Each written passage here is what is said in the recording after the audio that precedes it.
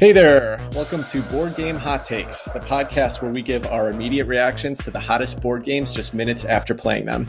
My name's Tim, and I'm joined by Chris and Adam to give our hot takes on the game that we just finished playing, On the Origin of Species. As always, I'm going to give you a quick description of the game, and then we're going to jump in and give you our hot takes on the Origin of Species.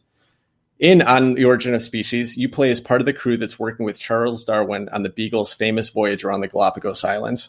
On your turn, you're either going to be researching by placing your cubes on specific habitats around the growing map, or you're going to be discovering by spending those cubes to place new species tiles on the board adjacent to where the cubes were removed, and getting related bonuses and victory points. You'll also gain victory points by placing species on top of lower-level species tiles and meeting private or public objectives. On the Origin of Species was designed by Gerard Asensi and Ferran Renalius and published by Artana. Let's jump into our hot takes. So, Adam, I'm going to start with you. Give me your take on the mechanisms of the game. For me, they're kind of new and different and nothing like I've ever played. You're kind of gaining resources by putting cubes on cards. Of course, that sounds like every other Euro game out there. And you're using those resources to buy species from this left-hand column. And once you buy that species, you're putting those out on the board and flip them. So it's kind of a nice methodical build up. You can see what other people are trying to do and maybe you can plan for that a little bit. So did I enjoy that mechanism? I don't know if I totally enjoyed it, but it seems kind of unique. And I don't know, it's different for me.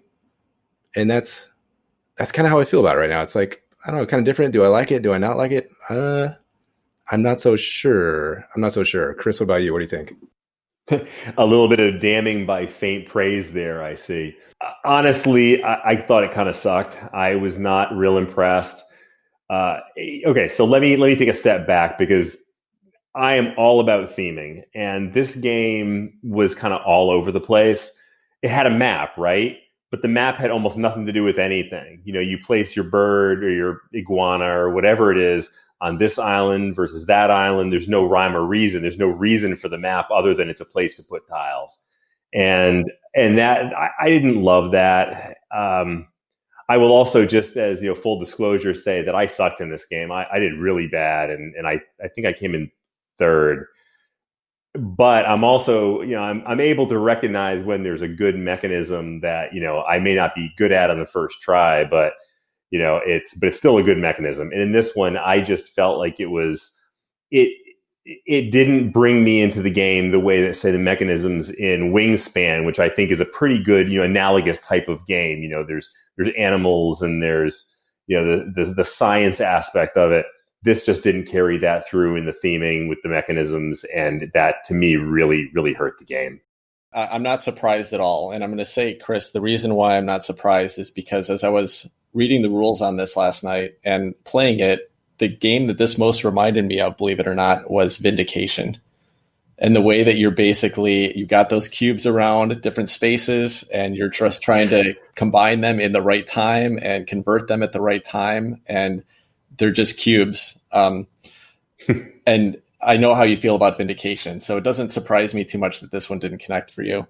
Now, that's a good point. I have a pretty different take than you guys. Now, this is an interesting one for us because this was the first play for all of us, right? I think, Adam, you to learn the game so you could teach it tonight, you did a four-handed solo playthrough just to kind of learn the mechanisms. But beyond that, this was the first play for everybody. And when I watched the playthrough video last night and read the rule book, I was actually pretty interested, and I did get the feeling of what Vindication was doing, which is a game I actually quite enjoyed when I was reading the rule book. So I thought I could see where it could actually be really interesting. A couple things about the mechanisms. First of all, I quite enjoyed the playthrough that we just had. I thought that the decisions of there was actually quite a lot of hard decisions to make every turn. I mean, even the really simple actions that you're taking of putting those two cubes on different spaces required a lot of thinking ahead and planning of what you were going to do with them, since they had to be adjacent to the tiles you were going to build. So even those decisions on a turn where all you're doing is placing two cubes on the board, I found to be very challenging and interesting. And then the fact that when you build a tile and you get the benefits for it and you flip it over, you're potentially setting other players up to take advantage of that tile, right? They can they can you get the immediate benefits, but then maybe somebody else can eat that animal and get it, and it might be an end game bonus for them, but they're at the minimum going to get a point out of it.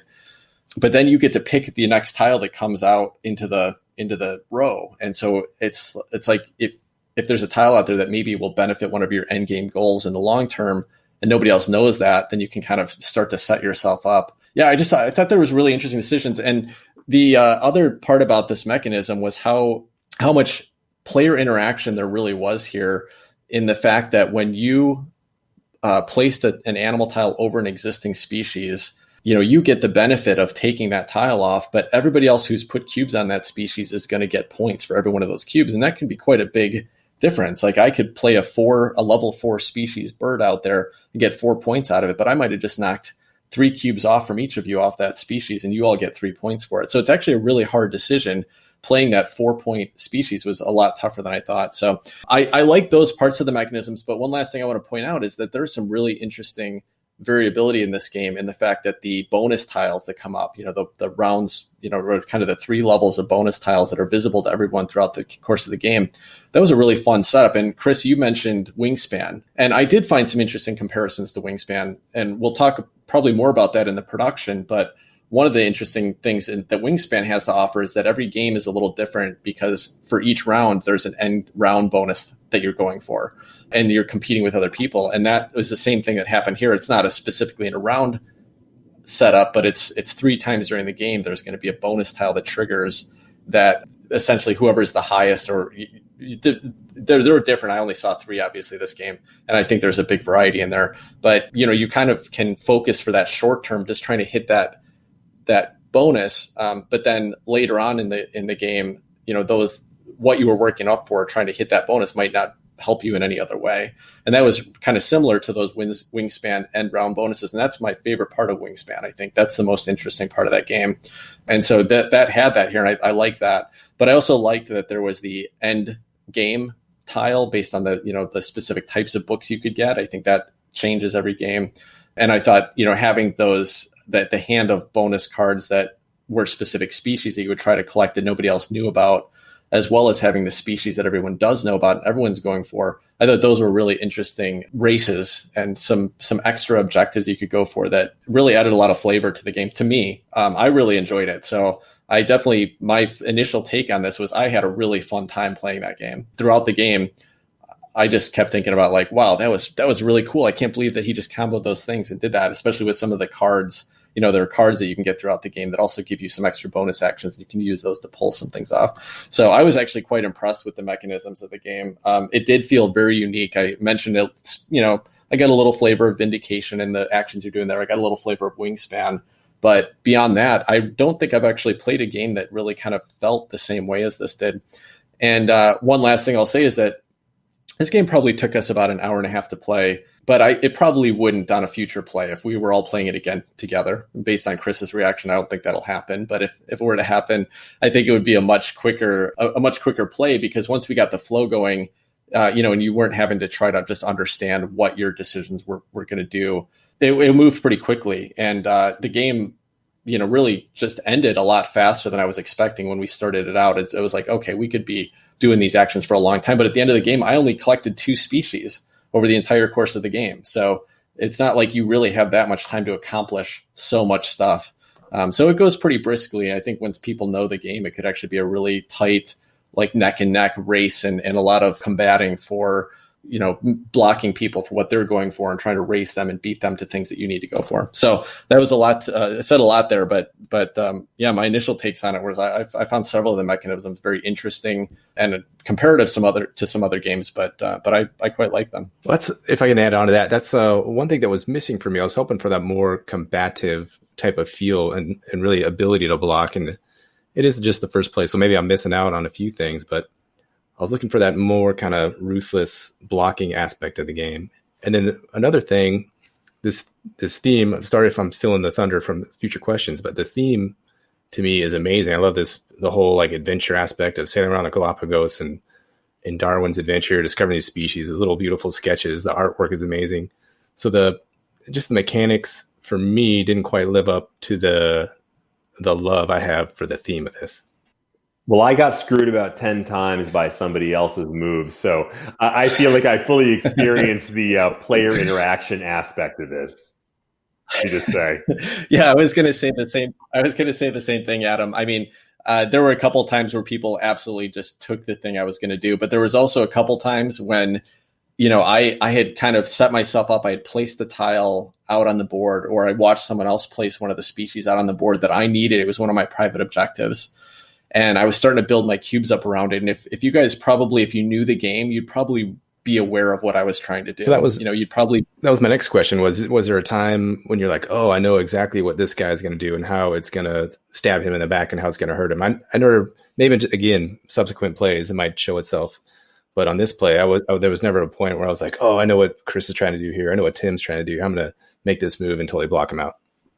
Yeah, I think there was a couple times where I could kind of see. Now, I don't think I ever blocked you guys because I was focused on my own, what I was trying to do, but I was definitely aware that you guys could maybe intentionally or unintentionally block me and completely mess up my plan.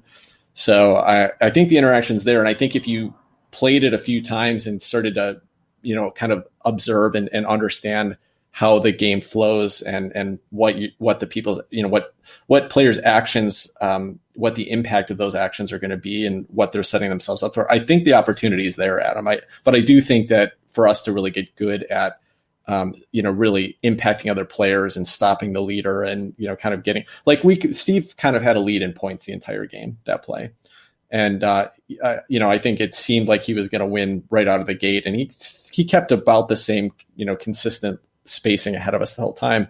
And if we had been really aware of what he was doing, we probably could have, if we'd known the game mechanisms a little bit better, I think we probably could have jumped in and took some stuff from him. I think the opportunity is there, but yeah, you're right. We didn't really experience it in this play. All right. Well, why don't we jump over to the production?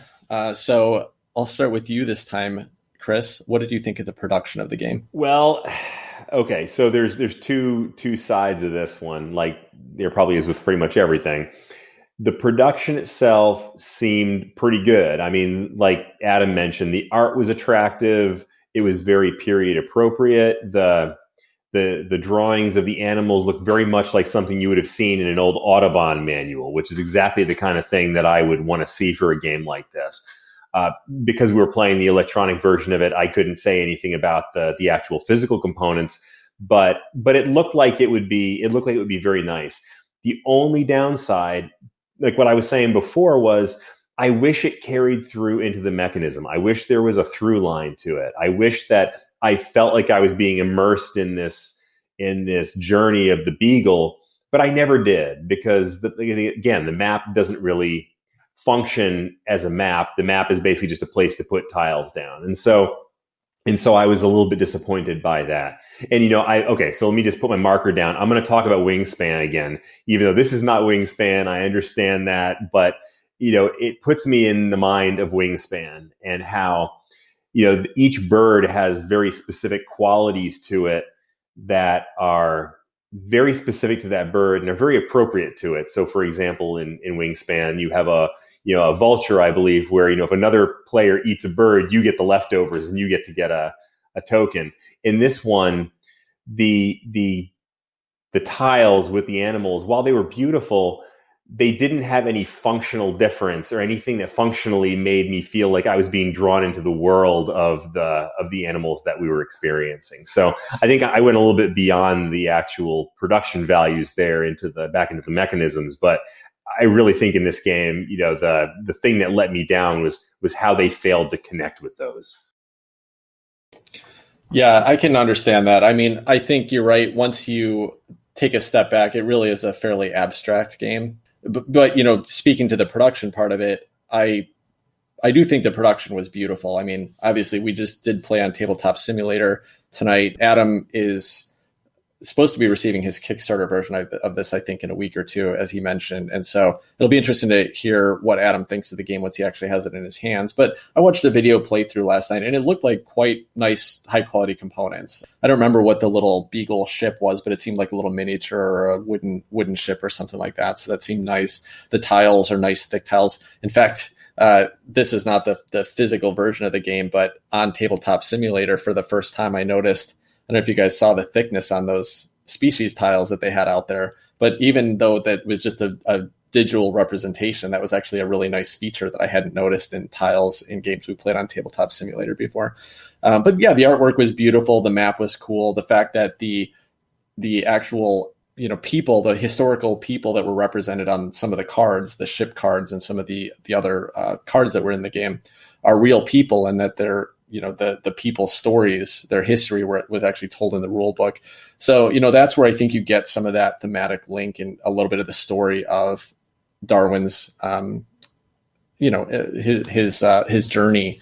But I agree, the mechanisms are pretty abstract, and I think I'm learning. This is a great example, Chris, because I didn't actually know how you felt about the game. I could have seen this going either way for you, because it seemed like a theme you'd be interested in. But I think what I'm starting to learn from you and playing games with you over the last few years, the games that you really don't like at all are the games where the mechanisms are very abstracted from the themes.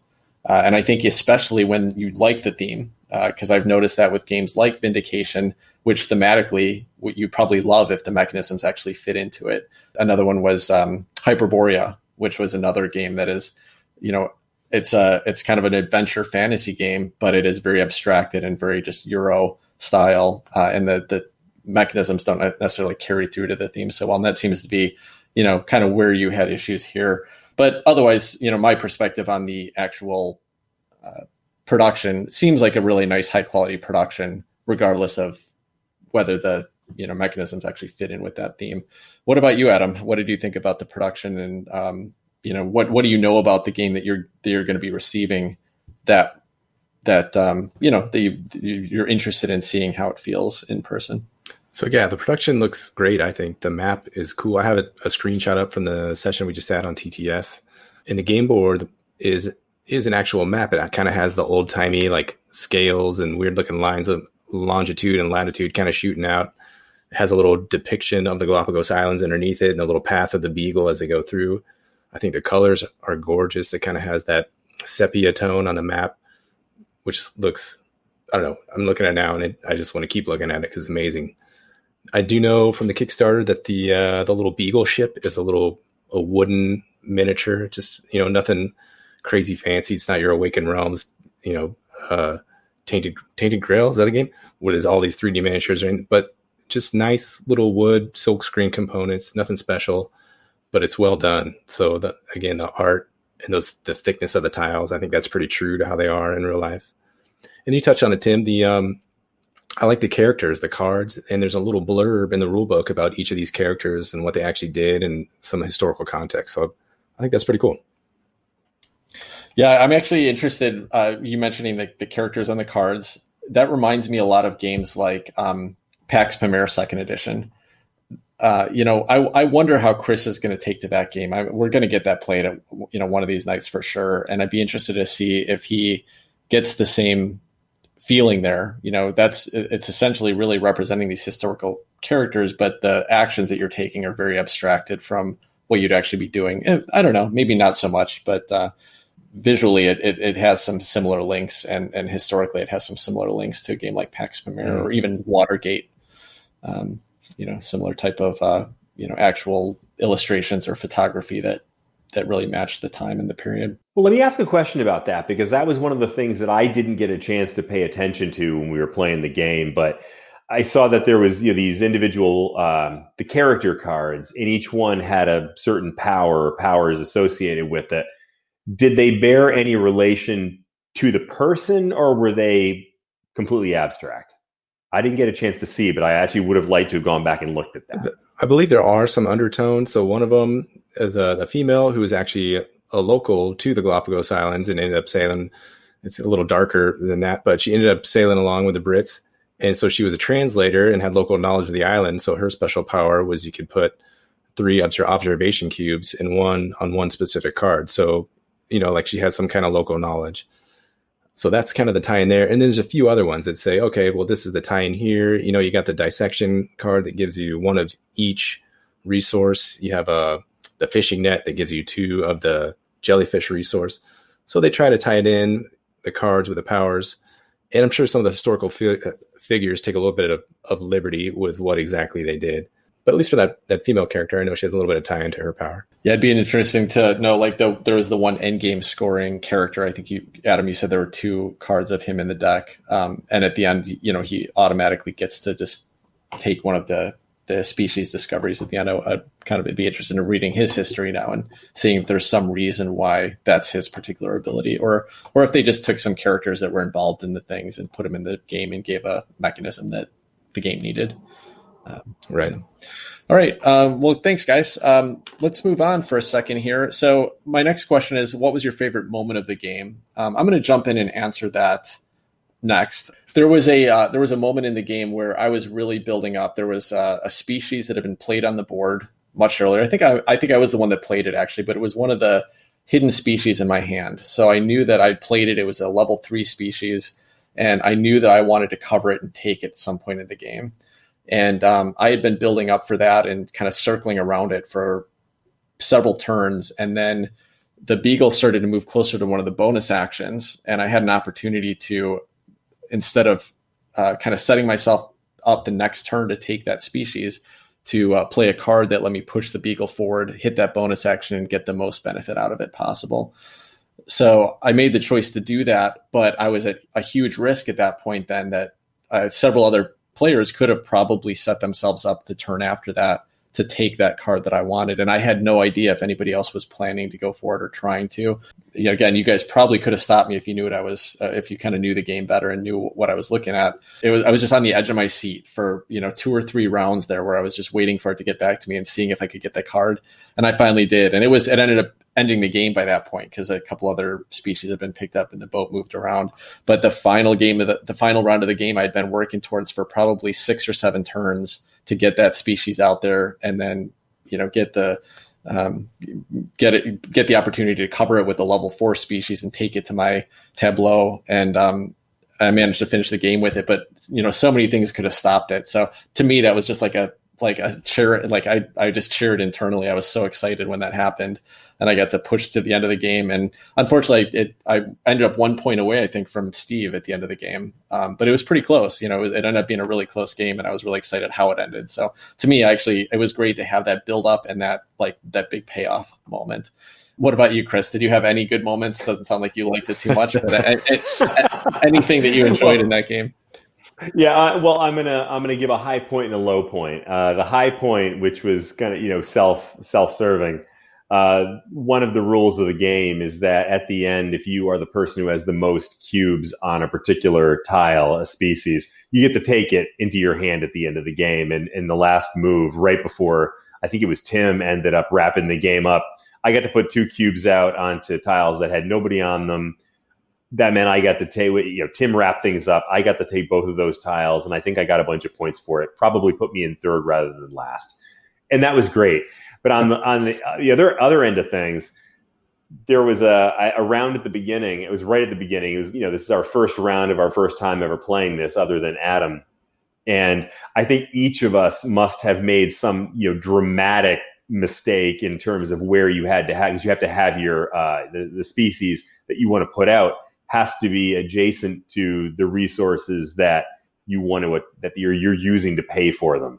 And I think all of us screwed that up, and all of us kind of put out these big ambitious moves, and then we're like, oh crap, I can't do that. So I thought that was an interesting smack upside the head for all of us. Yeah, I mean, that's part of learning a new game too, right? I mean, that's probably not something that would happen on a second or third play. I guess that's what makes it a hot take, that you're trashing the game based on playing it on the first time. But yeah. I could probably do it. I could probably do it next game too. All right. What about you, Adam? Any exciting moments or favorite moments this gameplay? Well, first of all, Chris, I'll take the heat on that for being a very poor rules explainer. So you can I'll take the hit on that one. Exciting point. Since I introduced this game for you guys, I was just hoping it didn't fall flat. And Chris, I'm so sorry, man. Sorry. I feel like I let you down. And, when you introduce a new game to the group, you want it to succeed and go well. And I'm not sure it succeeded for me either. So it's like, I'm kind of indifferent about it. High point, low point. No, this game was for me, it was just kind of average the whole way through. And I do have it coming on Kickstarter, and I want to like it, and I want it to be. So I don't know. I think it's fun, enjoyable, it's pleasant. But, I don't know if there was like some amazing high point I got that, compared with other games. I get that intense feeling like, oh, I'm going to do this sneaky plan and come around the back and then I'm going to do that. No, I never got any kind of nice crescendo, but on the same time, there was never any low point for me either. So I don't know. Well, that's a bummer to hear when you got a Kickstarter coming in a week. I guess we right. We should have saved you the exploration of opening up the box at least and enjoying it before you were already disappointed in the game to start. Interestingly, we'll get into some other questions here, but interestingly, Adam, if you end up deciding that you don't like this game, I actually feel like this is a game that would be a really great fit for. So I play games occasionally with my wife and one of our friends, Jen, and they don't like super complex games, or they don't like to learn new complex games, I should say. And they really like kind of a low to mid-weight abstract game where the rules, the choices you're making are not that complex. And I'm just sitting here thinking like, man, I bet once I got them through the rules explanation and they played a game or two, I think they would love this. This could be a game that we would come back to over and over again. And so I'm actually quite interested in it. If it ends up being a game you don't want to keep, I might be interested in trading or buying from you if you're interested, just because I actually could see some life in this. So sure, man. So sorry to hear you didn't enjoy your plays of it, though. Hopefully, maybe if you try it some more, maybe you'll get some fun out of it. I think probably don't even need to ask this question, but I will because it's in our script. So, Chris, would you request to play this game again? No. Okay, nice and easy. We'll move on. Adam, what about you? If I was in the mood for just kind of something pleasant and easy and having a couple, a nice, I don't know what they drank back in Galapagos times, but tea, having a nice salt water, having a nice like piece of fish and some tea. I guess sounds delicious, right? But I'd have to be in the right mindset. It does have that very kind of chess abstract feel to it. That's not necessarily a bad thing, but it's not something I'm always looking to do. So a lot of playing board games is the group I'm with. So if I'm with the right group, sure, I'd play it. And let me just say that, I totally understand what you're saying, Adam. Nobody wants to be the guy who picks the restaurant and everybody goes, man, this sucks. But you have introduced us to some of the most badass games that we play in this group, Pan Am, Eclipse. So you have nothing to be ashamed of, my friend. Oh, thanks, man. And also we all put those out there once in a while. Chris had to play Vindication on my account. I have to play all your Dudes on a Map games all the time. Blood Rage and Cthulhu Wars on Chris's account. So we all have to take one for the team once in a while. But by the way, Adam, I'll just let you know that again, I really enjoyed my experience. I think Steve did too. He said that afterwards too, but I could see it in the spark in his eyes and, the excitement he was getting out of it. So it's really interesting that you guys had very different takes, but I quite enjoyed the game. So thanks for introducing me to it at least. Yeah. I'm going to call this Birds on a Map. All right. So I think we've covered on the origin of species enough. So last question for the night. Is there anything you're excited about in gaming this week? And I'll jump in and take this one to start. For the first time in several months, I'm getting to do a game night with my team at work. So I used to travel to my office across the country about once a month. And every month on that trip, I would set up one board game night. And I have 8 or 9 team members that are always excited about getting in. And I would bring out some, midweight Euros and teach it to them. And we all had a great time, and the team was missing it. So this will be our first virtual game night, and we're going to jump on Tabletopia. And I put out a few game options that fit. It's 5 of us on this particular playthrough. I put out a few game options, and the game that everyone picked was Scythe. So we're going to be playing Scythe on Tabletopia tomorrow night. So I'm looking forward to that. It's a good group of people. Just another opportunity to play games, and I get to. It's work, so I get to do some fun stuff for work. Other than that, Stonemaier Games, I just mentioned Stonemaier last week, but they just opened up the pre-order for the Tapestry expansion, which I think it's called like Plans and Ploys or something like that. So I was as soon as it went live at 9:30 a.m. this morning, Central Time, I jumped in there and purchased it, and I can't wait to get that delivered. And I just hope it gets delivered before I move in about 3.5 weeks, because I will be in a different state when I move. So that's my big plans. One last thing I guess I'll mention is that I am going to be I'm in the middle of buying a house in Phoenix, Arizona, and going out there to look at the house this weekend. But we do have a friend that we're kind of quarantining with, when we're in town, visiting with her and her family. And I think we're going to bust out The Crew, The Quest for Planet Nine. I think it's going to be a big hit with her and my wife this weekend. So I'm looking forward to getting some plays of that in. What about you, Chris? Anything exciting going on in board gaming for you this coming week? Two things. One, actually, it's a follow-up on last week's. Your question was the same, and my answer was that I was getting ready to play Calico. And I was surprised at how much I liked that. I mean, I backed it, so obviously I thought it was going to be a decent game. But it was a super fun, puzzly game, and my wife enjoyed it. The family that we're doing our COVID pod with, one of the folks actually said, I was thinking about playing a solo game. It was so good. So, that always makes you feel good. And the other thing is, like Tim, I'm actually getting ready to do a move myself. We're moving from Long Beach, California to Portland, Oregon, by way of the whole rest of the country. We're heading back to the East Coast and then making our way back to the West Coast again. And because I'm moving and have about 5 Kickstarters that are all coming due in the next couple months, I'm having my all of that stuff shipped to my brother in Connecticut. So when I show up in Connecticut in mid-December, I'm going to have like 7 new games sitting there waiting for me. So it's going to be like the mother load. That's going to be my real Christmas gift of the year. It's going to be a great Christmas right there. Yeah, exactly. Just too bad I'll have nobody to play the games with. So, Chris, let me ask you about Calico, because I've been hearing great things. I mean, I actually haven't listened to any full reviews. I just keep seeing people just, the headlines on reviews about Calico, or that they're raving about it, giving it 5 stars, etc.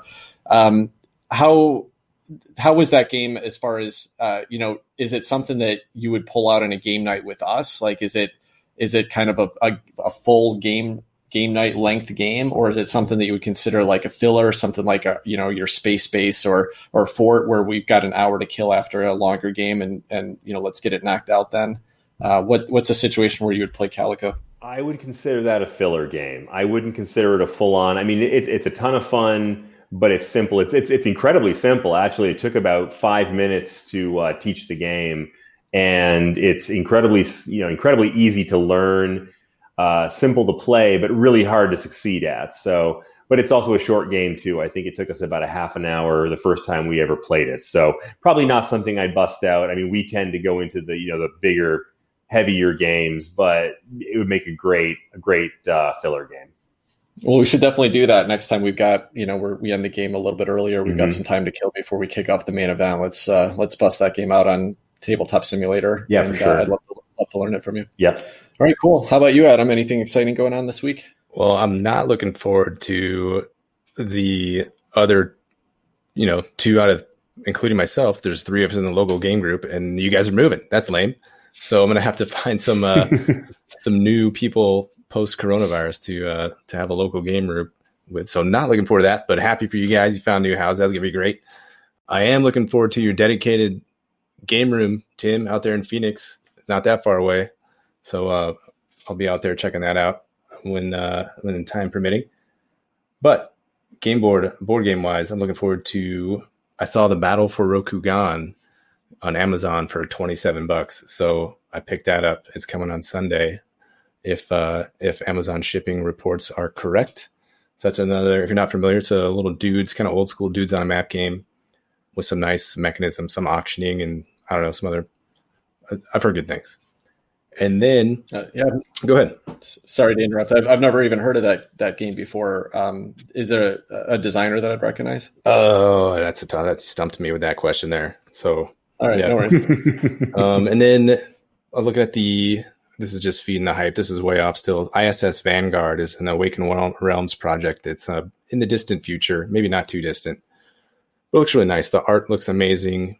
I think it's some kind of 4X out in space again, so I'm a sucker for that theme.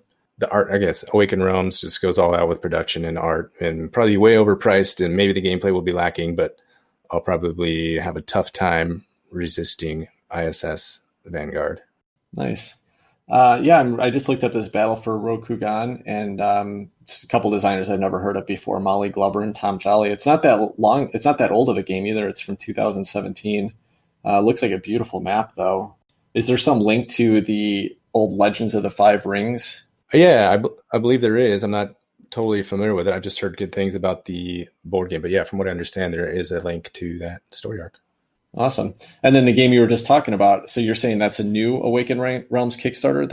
Is that shipping, or that's? Oh no, it's just it's not even on Kickstarter yet. It's supposed to be.